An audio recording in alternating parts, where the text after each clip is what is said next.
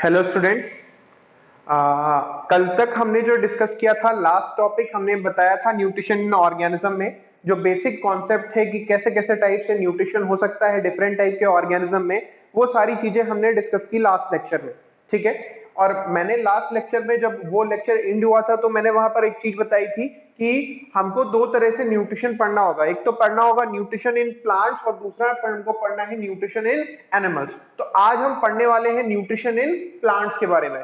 तो यहाँ पर हमको जो है सबसे पहले ये चीज समझनी पड़ेगी कि प्लांट्स कैसे ऑर्गेनिज्म है, कैसे टाइप का न्यूट्रिशन शो करते हैं। जैसा कि मैंने बताया था आपको कि प्लांट होते हैं ऑटोट्रॉफिक और ऑटोट्रॉफिक होंगे। ऑटोट्रॉफिक को भी हमने फर्दर दो कैटेगरीज में क्लासिफाई किया था, जैसे फोटो ऑटोट्रॉफ और chemo autotroph.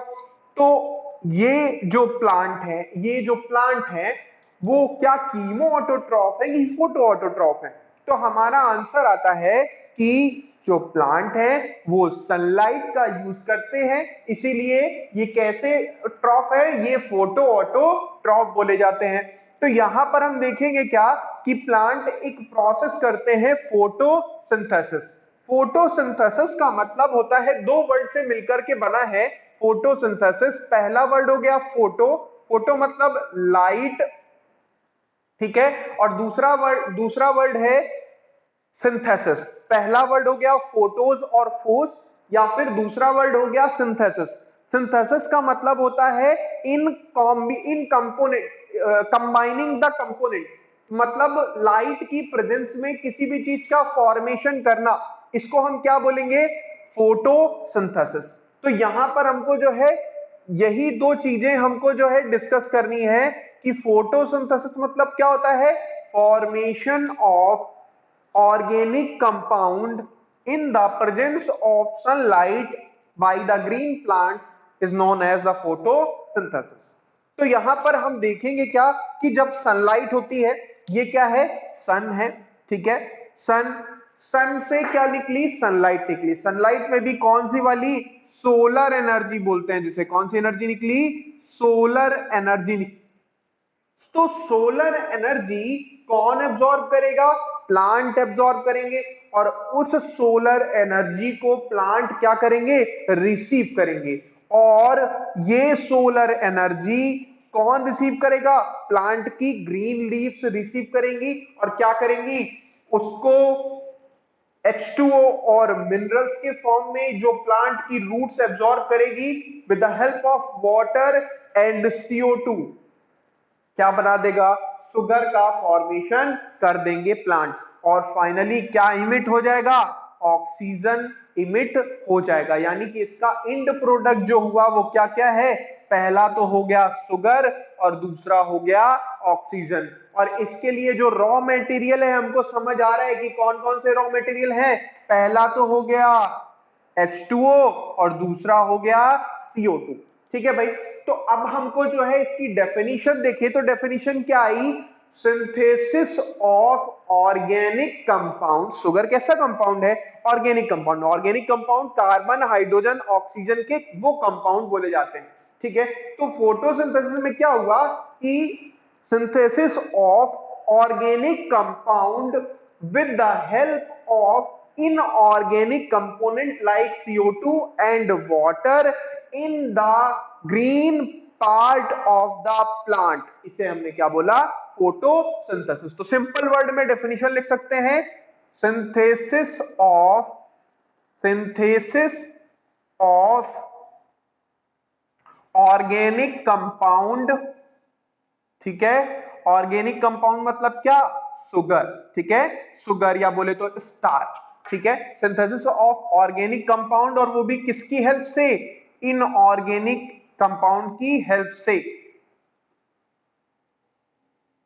With the help of inorganic compound. ठीक है भाई, with the help of inorganic compound. ठीक है। तो वो जो organic compound with the help of inorganic compound, ये क्या बना देगा? शुगर का फॉर्मेशन कर देगा। और यहां पर जो इनऑर्गेनिक कंपाउंड है वो कौन कौन से हैं? जैसे कि H2O एंड CO2। और वो भी कहां पर? इन या फिर यहां पे लिख दें इन green part of the plant, या फिर बोल दे इन द लीव्स, ठीक है। तो वहां पर फॉर्मेशन हो जाएगा, इसको हमने क्या बोला, फोटोसिंथेसिस, ठीक है। एक बेसिक इक्वेशन आती है फोटोसिंथेसिस की, उस इक्वेशन के बारे में हम थोड़ा सा देख लेते हैं। इक्वेशन क्या होती है, यहां पर हम देखेंगे 6CO2 प्लस 12H2O,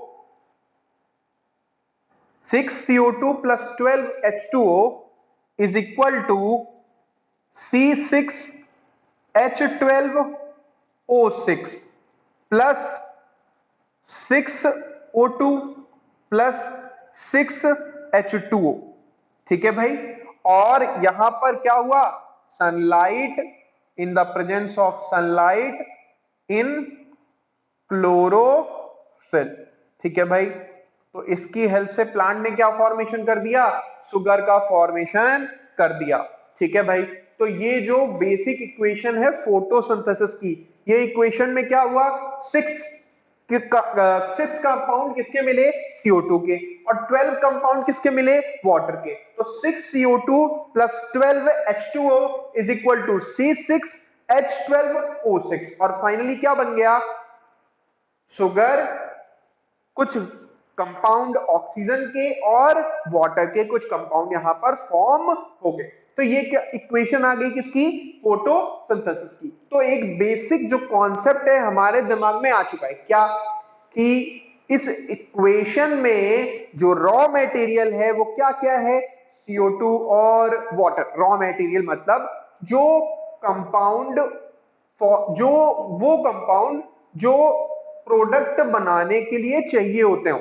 जैसे अगर हम घर पे कुछ भी बनाते हैं, जैसे घर पे हमारे मम्मा कुछ भी बनाती हैं, तो उसके लिए उनको क्या चाहिए, कुछ मटेरियल चाहिए, कुछ रिक्वायरमेंट होती है। जैसे मान लेते हैं वो कोई दाल बनाती है, तो दाल बनाने के लिए क्या चाहिए, मेनली रॉ मटेरियल क्या है, दाल, पानी और थोड़ा सा नमक और हल्दी। तो ये जो चीजें चाहिए दाल बनाने के लिए, वो क्या है, ये क्या बोलेंगे, उसे बोलेंगे हम रॉ मटेरियल, ठीक है भाई।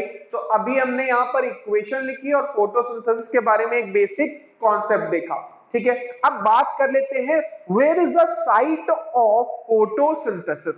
फोटोसिंथेसिस एक्चुअल में होता कहां पर है प्लांट के अंदर, ऐसा कौन सा ऑर्गन है जहां पर ये फोटोसिंथेसिस की प्रोसेस होती है, देख लेते हैं भाई।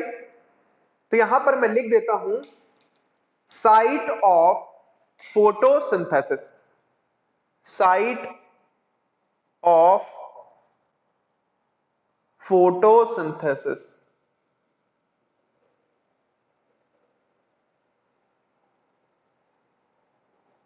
ठीक है भाई। तो साइट क्या होगी फोटोसिंथेसिस की, जैसा हमको पता है प्लांट के ग्रीन पार्ट क्या होते हैं, लीव्स, ठीक है। तो वो ग्रीन पार्ट यानी कि जो लीव्स है, लीव्स क्या करेगी, ये मान लेते हैं कोई एक लीव है, ठीक है। अगर हमें इस लीफ को क्या करें, जूम करें इसको, तो इसके अंदर की हमको सेल्स दिखाई देंगी, ठीक है। तो मान लेते हैं हमने जो है इसकी सेल को जूम किया, हमने इस लीफ को जूम किया, तो हमको क्या दिखाई देगी, इसकी सेल्स दिखाई देंगी। और सेल्स में भी प्लांट सेल है तो लार्ज वैक्यूल दिखाई दिया, न्यूक्लियस दिखाई दिया, और हमको यहां पर एक ऑर्गेनेल दिखाई देता है जिसे हमने बोला क्लोरोप्लास्ट, ठीक है। अब अगर हम इसकी स्ट्रक्चर देखें, इस क्लोरोप्लास्ट की स्ट्रक्चर को देखें, तो हमको दिखाई देगा कि ये जो क्लोरोप्लास्ट है, ये क्लोरोप्लास्ट है, वो डबल मेम्ब्रेन बाउंड स्ट्रक्चर होता है। कैसा होता है, डबल मेम्ब्रेन, मतलब दो कवरिंग होंगी इसके पास में। कितनी कवरिंग होंगी, दो कवरिंग होगी, दो कवरिंग होंगी क्लोरोप्लास्ट के पास में। ये क्लोरोप्लास्ट क्या है, क्लोरोप्लास्ट एक टाइप का ऑर्गेनेल है प्लांट के अंदर जो कि प्लास्टिड का फॉर्म है, ठीक है। तो वो जो है ये जो प्लांट के अंदर जो ग्रीन पार्ट है, वो ग्रीन पार्ट एक्चुअल में होता किसकी वजह से, हमने बचपन से पढ़ा है, किसकी वजह से, क्लोरोफिल की वजह से। किसकी वजह से, क्लोरोफिल की वजह से। और एक्चुअल में ये क्लोरोफिल कहां पर सिचुएट होता है, तो अभी उसकी स्ट्रक्चर हम देख लेते हैं। ये जो मैंने स्ट्रक्चर बनाई, ये प्लांट सेल हो गई, ठीक है, यहां पर लिख देता हूं, ये प्लांट सेल है, ठीक है, ये हो गई प्लांट सेल। और ये जो हमने क्या देखा, इसको हमने बोल दिया क्लोरोप्लास्ट। क्या बोला, chloroplast. Chloroplast is a type of plastid, ठीक है भाई। अब इसके अंदर की स्ट्रक्चर देखें तो इसके अंदर जो है हमको बहुत सारे ऐसे स्टैक्स दिखाई देते हैं। क्या दिखाई देते हैं, ऐसे बहुत सारे स्टैक्स दिखाई देते हैं। स्टैक्स मतलब बहुत सारी कॉइन्स के जैसे की स्ट्रक्चर्स दिखाई देती हैं। और ये कहां पर दिख रही है हमको भाई, हमको दिख रही है क्लोरोप्लास्ट के अंदर। तो यहां पर हम देख लेते हैं कि क्लोरोप्लास्ट के अंदर ये स्टैक्स के जैसे की स्ट्रक्चर हैं, जिनको हमने बोला ग्रेनम। क्या बोला बेटा, ग्रेनम, ठीक है। तो ये जो स्ट्रक्चर है, इनको हमने क्या बोल दिया, ग्रेनम बोल दिया। क्या बोल दिया, ग्रेनम बोल दिया। एक को हमने बोला ग्रेनम, और कलेक्टिवली सभी को मिला करके हम क्या बोल देंगे, ग्रेना बोल देंगे। क्या बोल देंगे, ग्रेना, ठीक है। और ये ग्रेनम आपस में एक दूसरे से क्या होते हैं, कनेक्टेड होते हैं। तो ये एक दूसरे से कनेक्ट भी होंगे, ठीक है। और ये जो कनेक्शन होता है, ये जो कनेक्शन होता है विद द हेल्प ऑफ, ये जो कनेक्शन होता है with the help of stroma lamella की हेल्प से। किसकी हेल्प से बेटा, स्ट्रोमा लैमिला की हेल्प से ये कनेक्शन बनता है।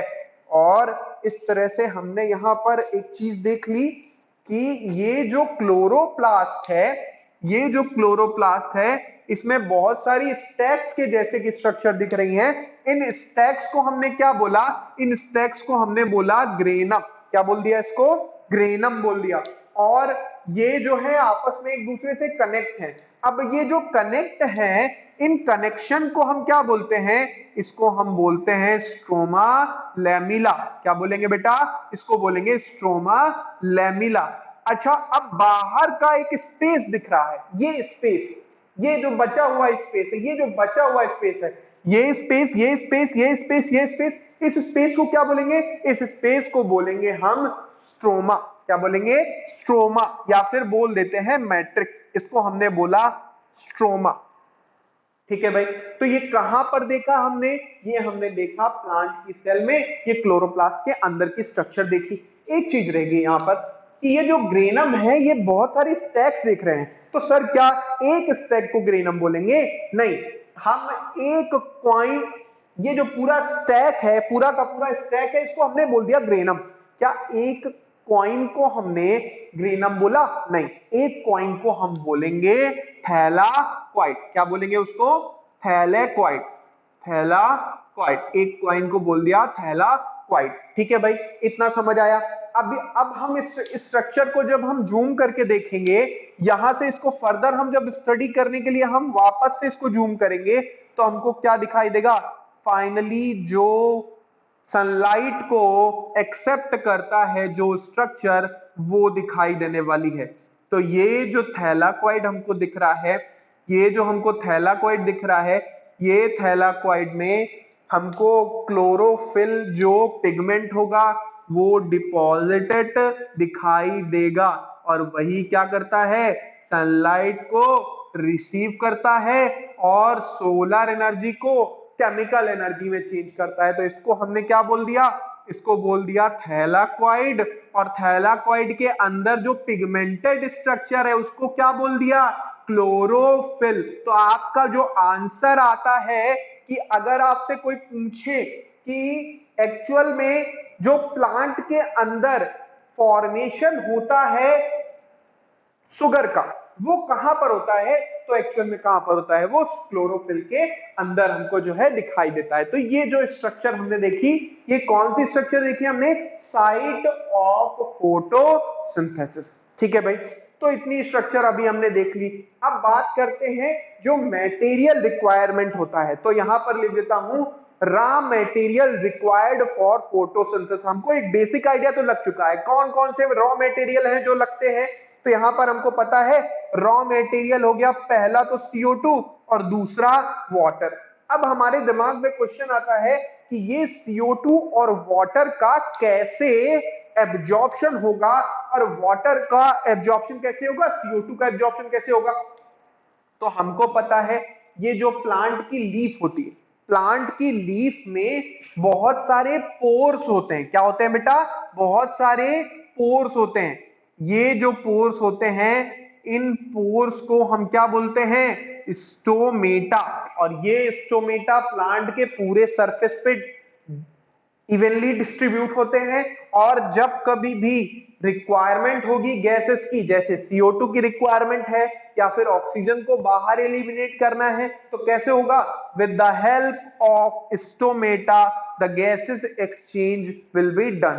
तो जो प्रोसेस है CO2 को बाहर निकालने की, सॉरी CO2 को अंदर लेने की और ऑक्सीजन को बाहर निकालने की, तो वो प्रोसेस कहां पर होगी, with the help of stomata.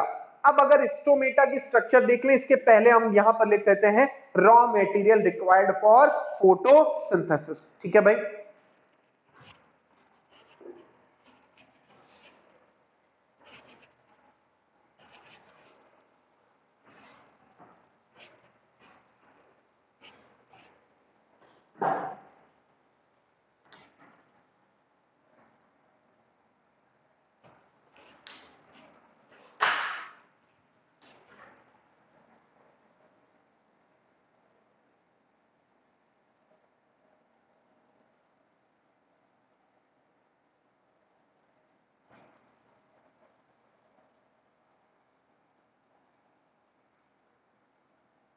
Raw material required for photosynthesis, तो पहला जो रॉ मटेरियल है वो क्या है, CO2। तो CO2 का एक्सचेंज कैसे होगा, CO2 का जो है एक्सचेंज कैसे होगा, with the help of CO2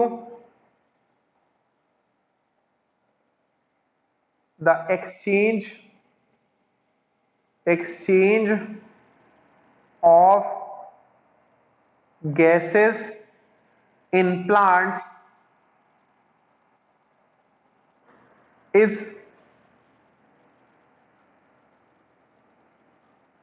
done with the help of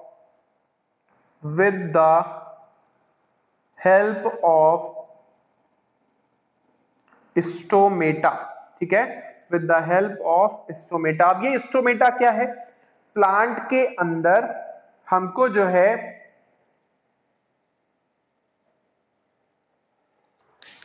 plant की लीफ में हमको जो है ये स्ट्रक्चर लीफ में सरफेस पे दिखाई देगी। और ये जो सरफेस पे स्ट्रक्चर दिखाई देती है, ये जो सरफेस पे हमको स्ट्रक्चर दिखाई देती है, इसी को हम क्या बोलते हैं, स्टोमेटा बोलते हैं। ये जो बीच का स्पेस है, ये जो बीच का स्पेस है, इस स्पेस को हमने क्या बोला, स्टोमेटा बोला। इसको बोला हमने स्टोमेटा या स्टोमा, स्टोमेटा या स्टोमा। ठीक है। अब ये जो बगल की सेल है, ये जो इसको सराउंड कर रही है, इस सेल को जो किडनी शेप या बीन शेप दिख रही है, इस सेल को हमने बोला गार्ड सेल। क्या बोला, गार्ड सेल। ये गार्ड सेल की हेल्प से ये एरिया कम ज्यादा हो सकता है और इसी के हेल्प से प्लांट गैसेस का एक्सचेंज रेगुलेट कर पाता है। प्लांट के पास कोई रेस्पिरेटरी ऑर्गन तो होता नहीं, जैसे हमारे पास रेस्पिरेटरी ऑर्गन है लंग्स। लंग्स हमारी बॉडी की जो ऑक्सीजन और CO2 की रिक्वायरमेंट है वो पूरी करते हैं, मतलब CO2 को एलिमिनेट करना और ऑक्सीजन को लेना।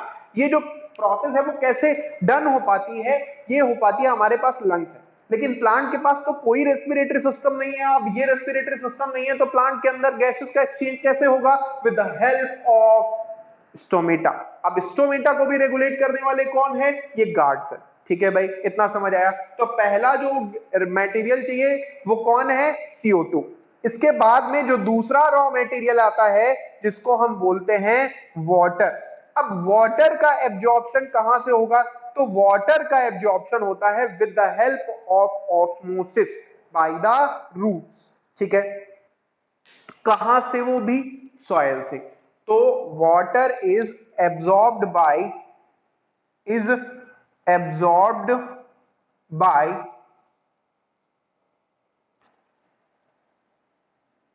water is absorbed from soil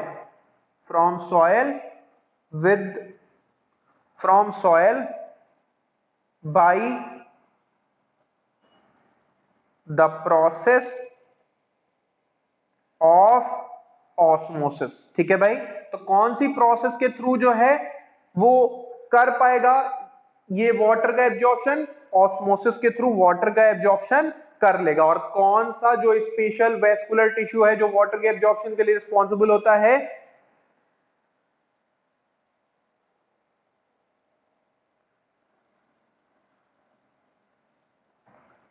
उसे बोलते हैं हम the water is transported to leaves by the xylem. ठीक है, तो जाइलम की हेल्प से वो वाटर लीव्स तक ट्रांसपोर्ट कर दिया जाएगा। तो दो मटेरियल हम देखें, रॉ मटेरियल जो रिक्वायरमेंट होती है किसके लिए? फोटोसिंथेसिस के लिए। ठीक है भाई, अब बात करते हैं हम कि ये तो हो गया रॉ मटेरियल। अब कुछ मटेरियल और भी रिक्वायर्ड होते हैं, रिक्वायरमेंट फॉर फोटोसिंथेसिस, जैसे कि क्लोरोफिल चाहिए और क्या चाहिए? सनलाइट चाहिए। वो तो हम डिस्कस कर चुके हैं। अब हम बात करते हैं कि जो फोटोसिंथेसिस की प्रोसेस है उसको फैक्टर्स कौन कौन से इफेक्ट कर सकते हैं। तो यहां पर मैं लिख देता हूं फैक्टर्स अफेक्टिंग द फोटोसिंथेसिस। तो कौन कौन से फैक्टर हैं जो फोटोसिंथेसिस को इफेक्ट कर सकते हैं? तो भाई एक फॉर्मूला है, मुझे याद है, कोका कोला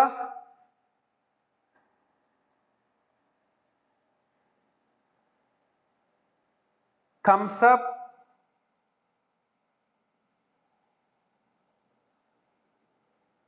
लिम्का। तो ये चार फैक्टर हैं जो इफेक्ट कर सकते हैं फोटोसिंथेसिस को।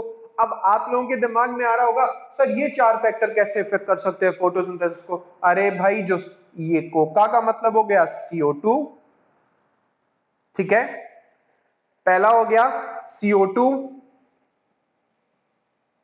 फिर हो गया टेम्परेचर, फिर हो गया लाइट। तो ये जो है कुछ फैक्टर हैं। कोका कोला का मतलब हमने कॉमनली बोल दिया CO2, टेम्परेचर, लाइट। तो ये कुछ फैक्टर हैं जो इफेक्ट कर सकते हैं फोटोसिंथेसिस की प्रोसेस को। पहला CO2, टेम्परेचर, लाइट और वाटर भी है। तो यहां पर लिख लेना लास्ट में वाटर। ठीक है, तो वाटर भी तो इफेक्ट करता है, तो यहां पर लिख देते हैं वाटर। ठीक है, तो ये चार फैक्टर हैं जो इफेक्ट करते हैं फोटोसिंथेसिस की प्रोसेस को। CO2 is the raw material, water is the raw material. अब ये CO2 जितना ज्यादा डायरेक्टली प्रोपोर्शनल होगा किसके? फोटोसिंथेसिस के। तो जितना ज्यादा CO2 उतना ही ज्यादा क्या होगा? उतना ही ज्यादा फोटोसिंथेसिस की प्रोसेस होगी। तो यानी कि जितना ज्यादा CO2 का कंटेंट एटमॉस्फेयर में उतनी ज्यादा फोटोसिंथेसिस होगी। तो आप लोगों के दिमाग में क्वेश्चन आ रहा होगा सर प्लांट में यहाँ एटमॉस्फेयर में तो इतना ज्यादा पॉल्यूशन है, तो क्या अभी फोटोसिंथेसिस की प्रोसेस ज्यादा हो रही होगी? हाँ भाई, तो एक एक्सटेंट लिमिट तक, एक सर्टेन लिमिट तक ये प्रोसेस डिपेंड करती है CO2 पे। इसके बाद ये प्लांट के लिए बहुत ज्यादा फैटल हो जाता है। तो ये प्रोसेस जो प्रोपोर्शनल है वो इसके फॉर्म में नहीं रह जाएगा। फिर आता है टेम्परेचर। तो हमें पता है हर एक प्लांट को 25 to 30 डिग्री सेल्सियस का टेम्परेचर चाहिए। किसके लिए? फोटोसिंथेसिस के लिए। तो यहाँ पे लिख देता हूं 25 to 30। क्यों? इस टेम्परेचर पे सबसे अच्छा एंजाइम्स वगैरह वर्क कर पाते हैं। लाइट तो एक फैक्टर है ही है, क्यों? यहां से क्या हमको मिलता है? यहां से हमको मिलता है सोलर एनर्जी, और इसी सोलर एनर्जी को तो प्लांट क्या कर देते हैं? केमिकल एनर्जी में चेंज कर देते हैं। तो इस तरह से हमने जो फैक्टर्स देखे, कौन कौन से फैक्टर्स इफेक्ट करते हैं? CO2, टेम्परेचर, लाइट और वाटर। वाटर तो प्लांट का, वाटर तो फोटोसिंथेसिस का हमने बताया कि क्या है, एक रॉ मटेरियल की तरह में वर्क करता है। तो यहाँ पर ये जो है हमने क्या देखा? हमने फैक्टर्स देख लिए, हमने रॉ मटेरियल देख लिए, हमने जो रिक्वायरमेंट चाहिए थी फोटोसिंथेसिस की वो सारी की सारी यहाँ पर डिस्कस कर ली। ठीक है, तो अभी हमने फोटोसिंथेसिस की प्रोसेस पूरी तरह से डिस्कस करी। अब यहाँ पर कुछ एक्सपेरिमेंट आते हैं, उन एक्सपेरिमेंट के बारे में बात कर लेते हैं। एक्टिविटी 1 दी गई है हमारी बुक में। एक्टिविटी 1 के बारे में बात करें तो पहली एक्टिविटी में दिया गया है कि एक लीफ को हमको लेना है, और कौन सी लीफ को लेना है? वेरीगेटेड लीफ को लेना है। कैसी लीफ को लेना है? एक वेरीगेटेड लीफ को लेना है। सबसे पहले ये हमारा हो गया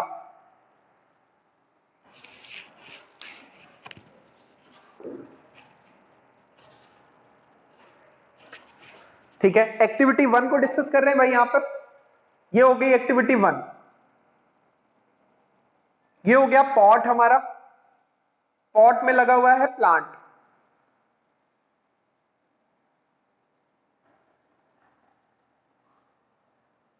ठीक है, इस प्लांट की है लीव्स बहुत सारी, और ये जो लीफ है वो है वेरीगेटेड लीफ। कैसी लीफ है?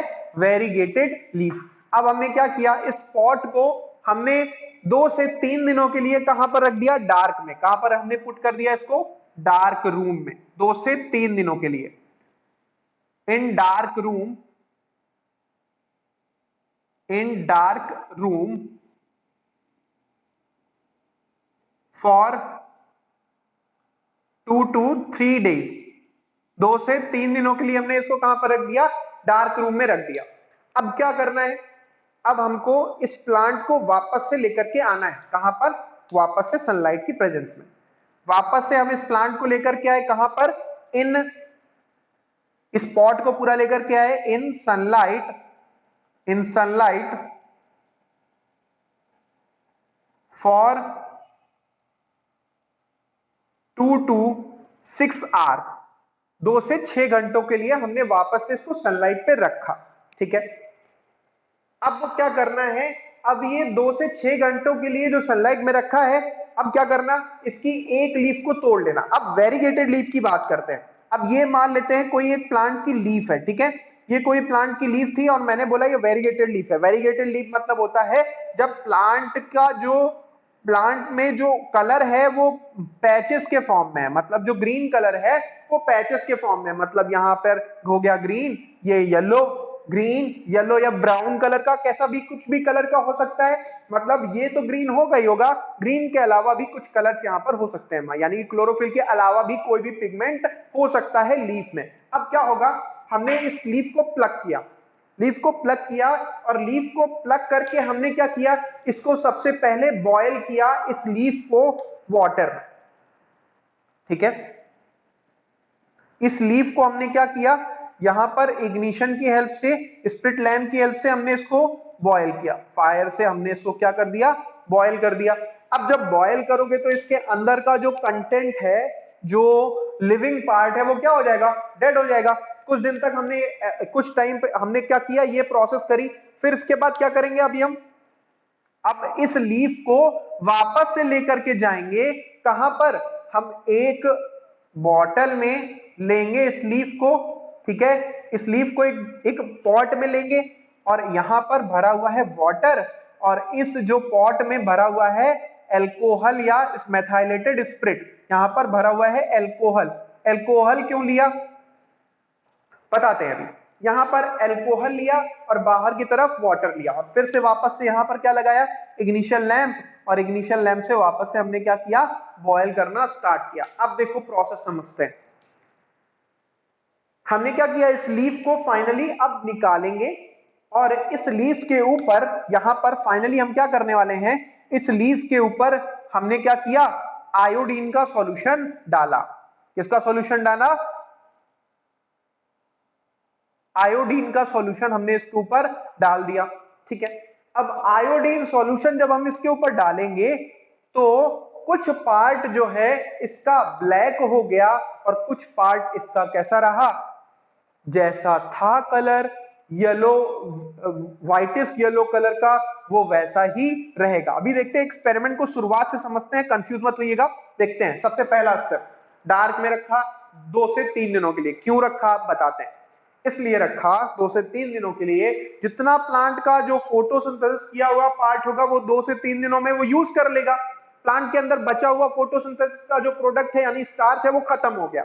अभी पुराना वाला खत्म, पुराना वाला खत्म, नया तो जब बनेगा जब प्लांट लाइट में आएगा। अब क्या करना है, इसको सनलाइट में पॉट को लाना है। कितनी देर के लिए, 2 से 6 घंटों के लिए। अब 2 से 6 घंटों में लीफ के अंदर उतना ही स्टार्च बन पाएगा जितना एक लीफ के अंदर रह पाए। अब उस लीफ को हमने प्लग किया, किसमें गर्म किया, पानी में। पानी में गर्म किया तो इसकी सेल कैसी हो गई, डेड, यानी कि इसका जो स्टार्च है वो ट्रांसपोर्ट ना हो पाएगा, जहां था वहीं रह गया जिस सेल में। अब क्या किया, इसको हमने अल्कोहल के प्रेजेंस में हमने वाटर के पॉट में इसको गर्म किया। मतलब एक पॉट था, बाहर वाटर था, अंदर अल्कोहल। अब बोलोगे सर डायरेक्ट क्यों नहीं गर्म कर लेते, अरे भैया अल्कोहल होता है बहुत ज्यादा इनफ्लेमेबल, तो हमको बचाना है, आग ना लग जाए, एक्सपेरिमेंट कर रहे हैं। अब क्या करेंगे, जब इसको गर्म करेंगे तो गर्म करने के बाद इसका जो जितना भी क्लोरोफिल कंटेंट है वो निकल जाएगा। अब क्लोरोफिल कंटेंट नहीं बचा, अब क्या करेंगे, इसको हम आयोडीन सॉल्यूशन में जैसे ही डालेंगे तो ये वेरिएटेड लीफ थी, तो जो पार्ट ग्रीन नहीं था वो पार्ट हो गया ब्लैक, और जो पार्ट ग्रीन था वो ब्लैक नहीं हुआ। इससे क्या प्रूफ होता है, इससे ये प्रूफ होता है कि क्लोरोफिल जिस पार्ट में था वहां पर फोटोसिंथेसिस की प्रोसेस हुई, और जहां पर नहीं था वहां पर नहीं हुई। तो इस एक्सपेरिमेंट से पता चल गया कि chlorophyll is necessary for photosynthesis. First activity थी ये। बात करते हैं सेकेंड एक्टिविटी की। सेकेंड एक्टिविटी बहुत इजी है, सेम एक्सपेरिमेंट करेंगे, यहां तक की प्रोसेस सेम रही। अभी वेरीगेटेड लीफ मत लेना, अभी हमको सिंपल एक लीफ ले लिया हमने। अब एक लीफ में हमने क्या करना है सेकंड एक्टिविटी में, कि इस लीफ को हमने एक ब्लैक पेपर से कवर कर दो, एक ब्लैक शीट से कवर कर दो। इस ब्लैक शीट से कवर करने के बाद अब यहां तक सेम रखना, यहां से यहां तक क्या करना, ये प्लांट 2 से 3 दिनों के लिए डार्क में रख देना। उसके बाद लाना जब बाहर, तो ये जो है लीफ को, एक लीफ को हमने क्या किया, कवर कर दिया। एक लीफ को हमने किससे कवर कर दिया, ब्लैक शीट से। और अब उसको 2 से 6 घंटों के लिए हमने क्या कर दिया, अब उसको हमने 2 से 6 घंटों के लिए हमने कहां पर रख दिया, हमने उसको रख दिया वापस से सनलाइट में। अब इसको रख दिया इन सनलाइट, इन सनलाइट